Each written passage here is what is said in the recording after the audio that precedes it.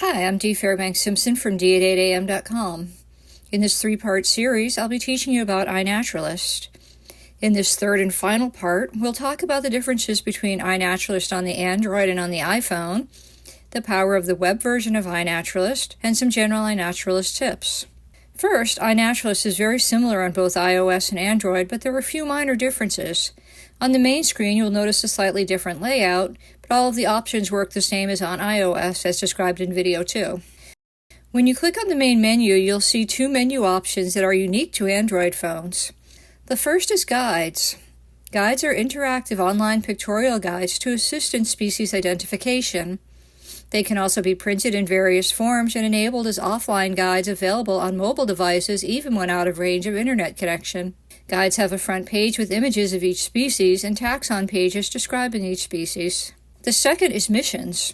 Missions show species that have been seen in your current area that you have not yet observed. It can be a fun way to challenge yourself to see new things. Now let's take a look at the web version of iNaturalist. You log into the web version using the same user and password that you use on your iPhone. You can view all of your own observations, or you can search for a specific species you've seen.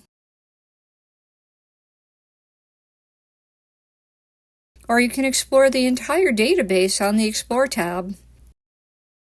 You can apply filters to narrow down exactly what you want to view.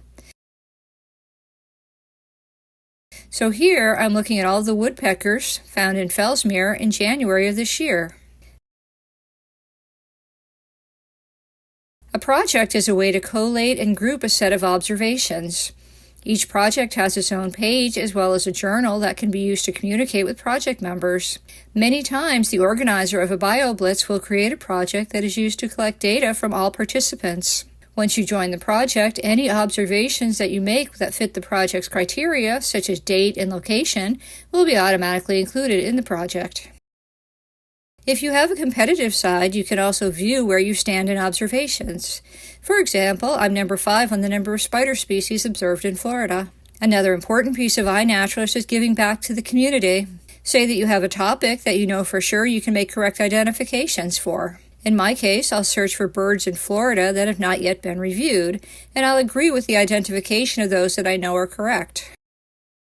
One last thing, if I'm in the field and see a slow-moving insect or a plant, I'll just iNaturalist it in the field using my iPhone camera.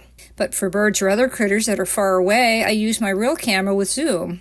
When I get home, I download all of the photos I took in the field and then bulk upload them into iNaturalist.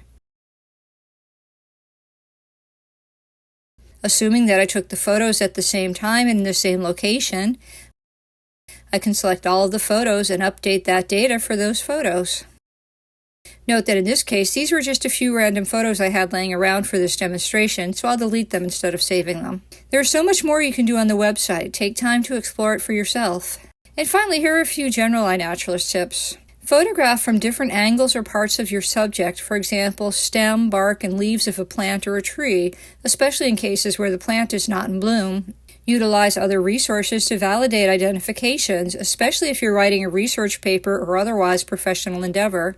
Challenge yourself to learn from others' observation suggestions to get more uploads to species level ID.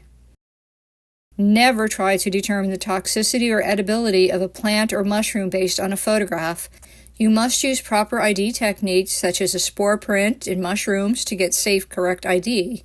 Thanks for watching. Please check out the comprehensive online help in the application and on the iNaturalist website for additional information.